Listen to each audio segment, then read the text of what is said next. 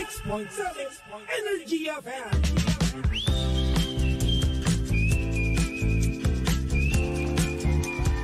Oras natin 5:25 na ng hapon and welcome to the final stretch ng ating programang Anong Drama Mo? At solong-solo si Jimbo ngayon, wala si Sheena. Sheena, pagaling ka. At mga pangga, tandaan nyo 47 days to go, magpapasko na. Alam na this. At syempre ikaw yung helmet mo, baguhin mo na yan. No, ha? Bantot na yan. Kaya alamin ang updates po ng ating pinamimigay po na GD helmet. Kasama po ang GD merchandise na mapapanalunan mo, of course. Sa darating pong November 10 mga pangga, ang first live po ng nagpadala po ng kanilang entries ng Spooky Story. O ito na At sa November 24 po mga pangga, yung second live po nila, antabayanan nyo kasi marami pong mananalo dyan. Kaya nako, yung mga sumali po nung October 21 pa hanggang humabol po, no? Sana pala rin, no? Manalo ng GD helmet at ng GD merchandise. So good luck po, no? Manood tayo niya, nasa Facebook page po ng GD Helmet. Search nila mo po sa Facebook, GD Helmet PH. Congrats na agad sa mananalo, mapipili po. At nako, eto na, mabalik na tayo sa ating drama ngayon. Pero bago lahat pala, teka lang, baka makalimutan ko to. Oo, si Sir. Dapat po, batiin ko to. Ayan, okay. Mga pangga, bago lahat, babatiin ko muna itong may sinasabi sa lipunan, si Sir Chan, na naka-work from home. At pinababati niya yung mga kasama niya. Siyempre, shoutout po sa branding department ng Arena Plus and Bingo Plus na nakatutok sa ating ngayon. Si ang branding heads po nila na si Ma'am Gracie, Doris, and Eve.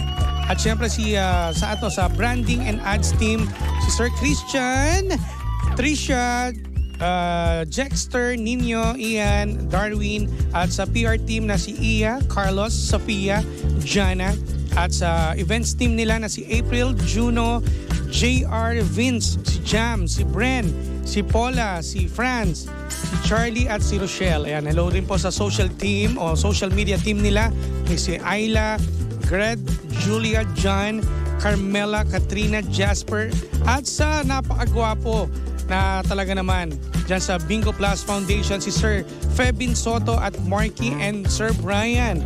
At headed by their awesome, napakagwapo, napakakinis, kamukha ni Wawi de Guzman, si Mr. Jasper Vicencio at ang kanyang assistant na si Miss Mel. Hi po! Salamat po sa inyong panonood sa ating Facebook Live. Mga pangga, i-share na natin ang ating live. Naka-live na po tayo sa mga timbahay po dyan o kung nasan mga lugar. Pwede nyo pong i-search po sa Facebook ang Energy FM 106.7. Ayan, live na po kami. At si Sheena po ay wala po pala. Akala ko lang dito si Sheena. Ako lang pala. Si Sheena po ay masama na naman ang pakiramdam. Dito siguro masusubukan si Sheena na dapat to tusukan to bukas pag pumasok na kay Chico. Dapat ito, pag ito hindi to tinusok ang ilong na ito, magrereklamo na talaga ako. O yan na, o eto na muna. At ibigay na natin ang ating story time mga pangga. Ngayon pong araw ng Miyerkules, medyo sakto lang naman ang ating pag-uusapan kasi meron nagpadala po sa atin. Ito yung story time. Yung ating nagpadala po ay si Mister. Kasi nga, eto meron kasi siyang naging problema.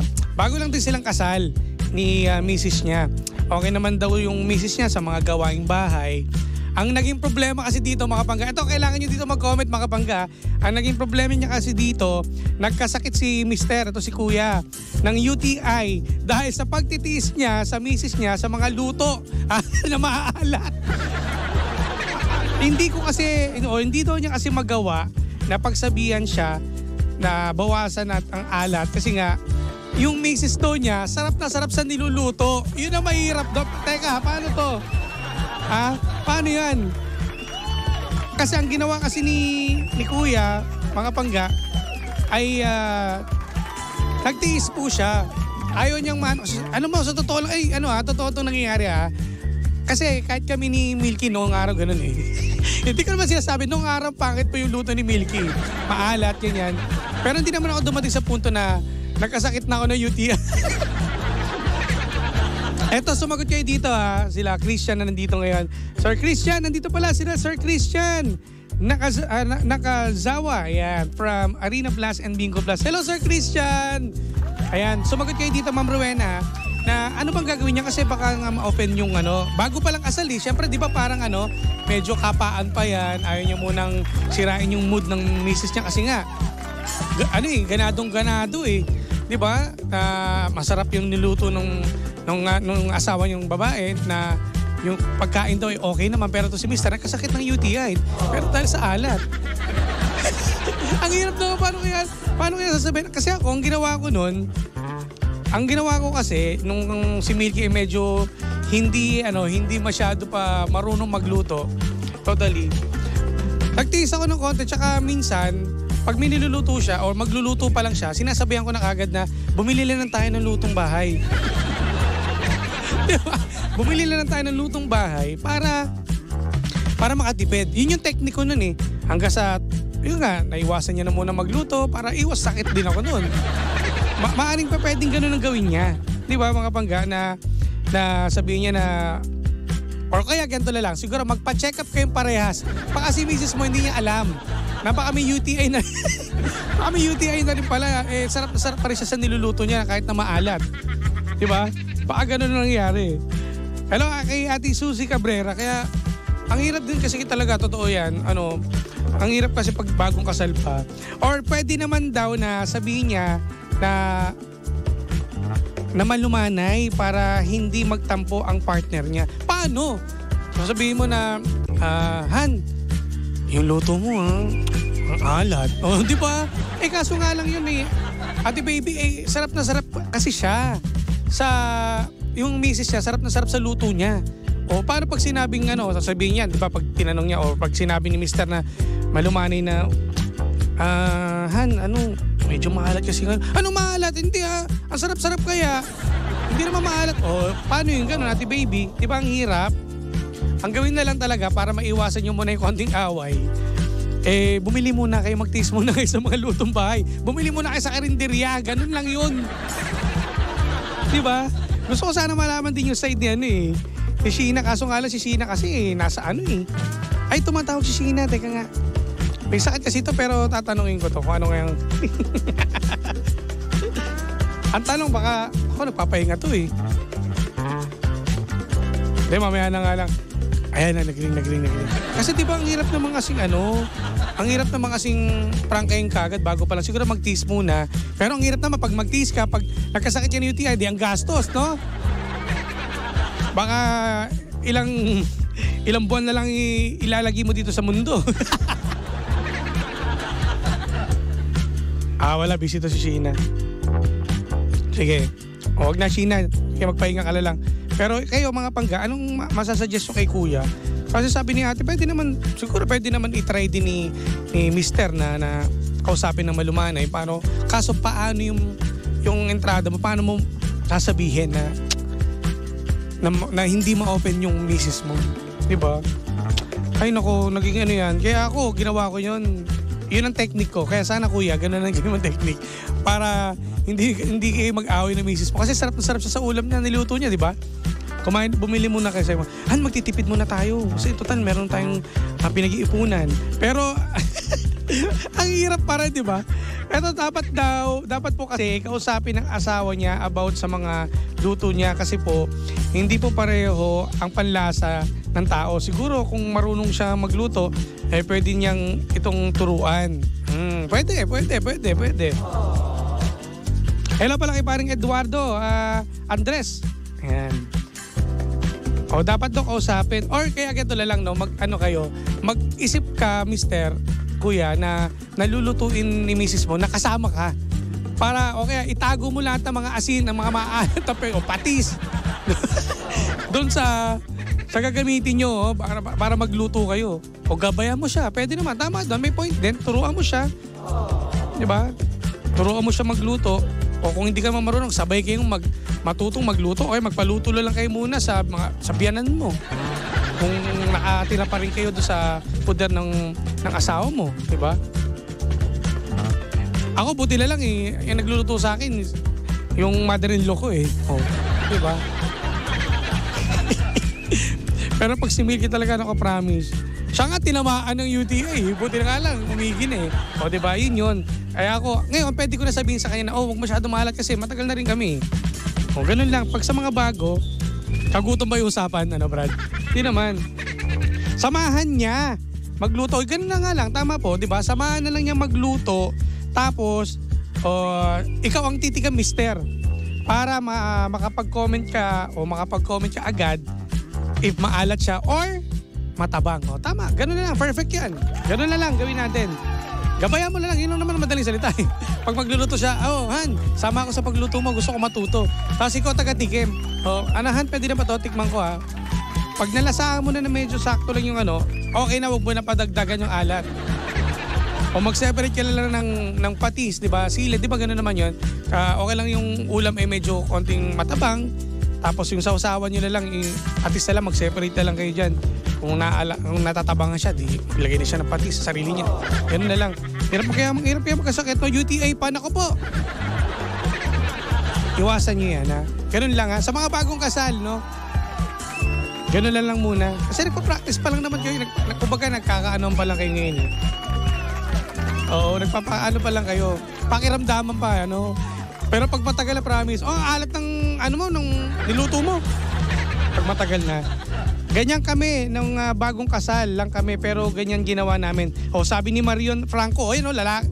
Sabi ni Kuya Marion, ganun na lang kuya, gawin mo Samahan mo siya at ikaw taga-tikim. Ganun lang kasimple. Alright, so yun lang mga pangga. At sana sa mga bagong kasal dyan, ganyan din ang gawin ninyo kung napaka-perfect naman kapag nagkaroon ka ng asawa na magaling magluto kagad Kung talagang yun na talaga tagapagluto nila sa bahay nila nung single pa siya, di ba? Swerte mo. Pero yung iba kasi gusto matuto naman talaga at gustong gampanan ng pagiging misis, di ba? Gusto mag-aral magluto. Sa una talaga, hindi naman yan perfect Kaya tulungan mo na lang muna. Or ikaw taga-tikim. Kahit hindi kompleto ang ricados ng ulam, basta yung lasa ay sakto, okay na yun. Pwede na yun. Ayan shoutout muna tayo paring Brian. Sa lahat pala doon ng Andres family na nakatutok. Sir Christian, thank you Sir Chan. Ayan, nakatutok pala si Sir Chan. Ayan. Ay, tumatawag Sheena. Eto pala. Ito to. Kaso parang hina ng signal. Hello, Sheena. Ay, Sheena, naka-live tayo Naka-live. Hindi, tinatawagan kita, naka-live tayo. Kasi may gusto lang akong tanong sa'yo. Kasi ganito, ito yung drama. Gusto ko lang malaman yung side mo kasi gusto ko rin, dapat nandito ka Eto. Kasi si Kuya nagpadala dito, bago pa lang silang mag-asawa. Eto, parang na-experience mo na to ngayon, si Mrs. niya, nagluluto. Sa gawaing bahay kasi wala siyang masasabi. Kasi magaling talaga. Kaso sa masamang palad talaga nangyari, si Kuya nagkaroon ng UTI. Yung asawa, yung lalaki. Yung Mrs. niya kasi, nagluluto, sobrang alat. Pero yung Mrs. niya sarap na sarap. Hindi niya alam ngayon na kung pwede niya ba niyang rektahin o sabihan agad. Kasi bago pa lang Baka magtampo pag sinabing alat naman ng luto mo, di ba? Bagong kasal lang ikaw bilang, anong masasabi mo? Anong gagawin mo if ever na ganon?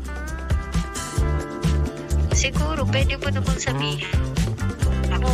Wag yung direksyahan na, ang alat naman. Oo, di ba? Pangit naman Oo, yung pangit. Yung lambing, dapat may halong lambing, gano'n. Ang sa akin kasi ginawa ko, Sheena, yung yung sasamahan ko siya, sa tuwing magluluto siya, ako yung taga-tikim.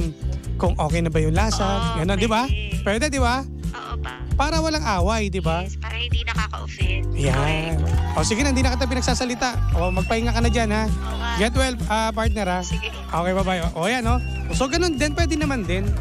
So, ganun lang kasimple. So, ayan sana okay ka na kuya. Ganun na lang. Samahan mo na lang muna siya since na baka bago pa lang siya ng gusto matutong magluto. Alright, maraming salamat sa inyo mga pangga. At isa na namang drama ang ating hindi na solusyonan pero napag-usapan sa programang Anong Drama Mo? Ang hirap pala pag ako lang mag-isa. O ito na mga pagka, susunod na po. Ang The Monarch of Philippine Radio na si Kuya Chico. Ang tabayanan niyo yan. At bukas ulit, sana po yung makasama na natin si DJ Sheena, no? Ususipon niyo yun, ha? Alagaan niyo yung kalusugan ninyo mga pangga. Ingat pa sa biyahe, lalo na sa mga pangga po natin na ngayon. Sila nanay, si tatay, kung ano mang yung pinaplano niyo lutuin ngayon, sana mabusog ang inyong mga junakis, no? So wag niyo po kalimutan pala na i-follow at i-like po ang aking official Facebook page. Mga pangga palambing naman, ha?